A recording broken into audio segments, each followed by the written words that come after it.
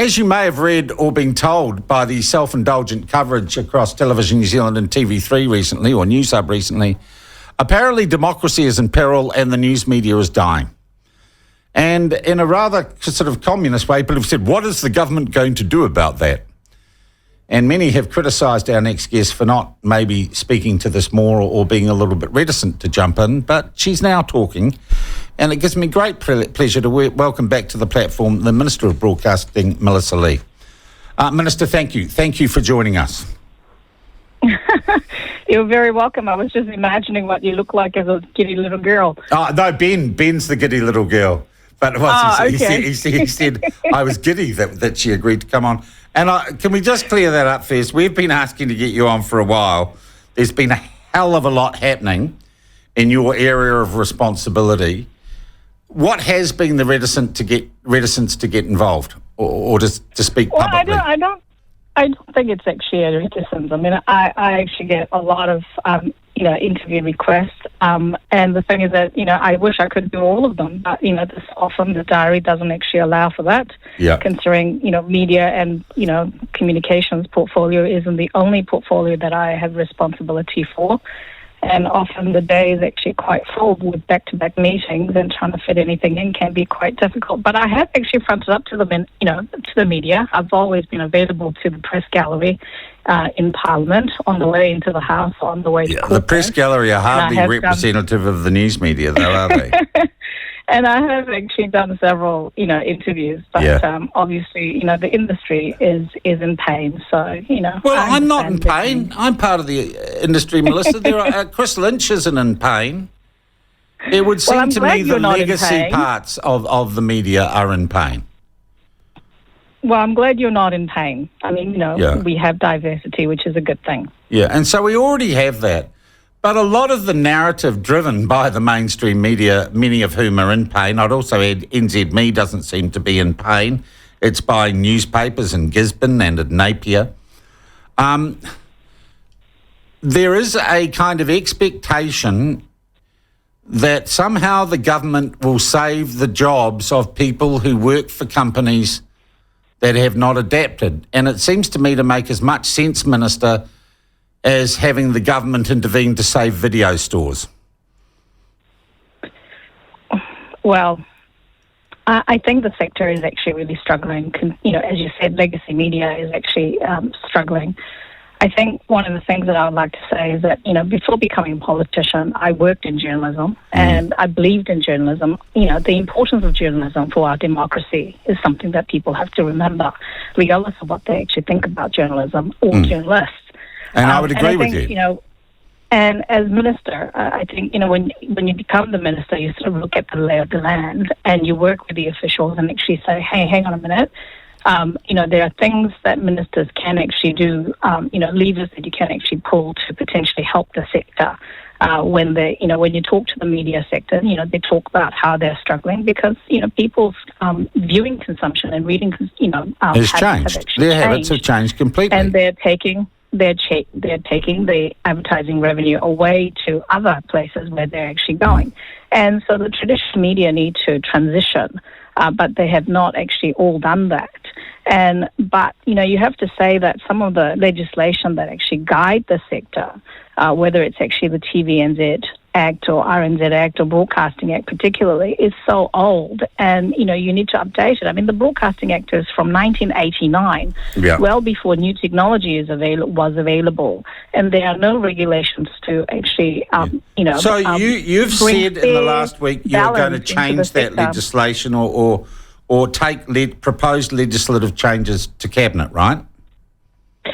Yes, I did. And I can't really talk about the details, but I'm in the process. Well, the problem is, and I've spoken to people in ACT and New Zealand First now, they say they haven't been talked to and they've got no idea what those changes might be or even what they might affect. Well, it was being prepared.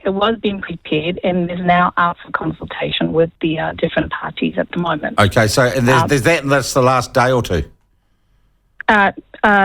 In the last day or two. Okay. Will this involve in any way, Minister, let's talk big picture, the government in any way subsidising existing legacy players through financial payments or support? Well, the sector hasn't actually asked for financial help. There were some conversations, like when Warner Brothers Discovery actually talked about potential, relief from courier fees that they actually pay. What I'm doing is actually trying to focus on three areas. One is modernizing the Broadcasting Act of 1989. That is such a long time ago. Looking at how modifying it though, Minister? What? How would modifying that act in any way stop News Hub closing or TVNZ laying off 68 people? I think one of the things that I can actually tell you is that the act was actually written well before technology was available, and there isn't a fair playing field. What's unfair about the current playing field? For example, there's no regulation for streamers. Yeah, why do I need to be regulated, Minister? Well, I think, if for example, I think, one of the things that the previous government actually did was to introduce a bill called the Fair Digital News Bargaining Bill. In opposition, I actually talked about the flaws of the bill. But it is currently before Select Committee, and a lot of people have actually submitted to it, and they're saying that a lot of the technology companies... tending towards, and I'm not going to get you to guarantee or anything, Minister, are you seriously considering the government imposing a tax on certain large companies and paying that money directly to your chosen media companies that are asking for it? I have actually said that I oppose the bill, but I think what needs to be done as a minister is you have to listen to the sector. They might have some good ideas. No, but Minister, don't you need to listen to the people of New Zealand?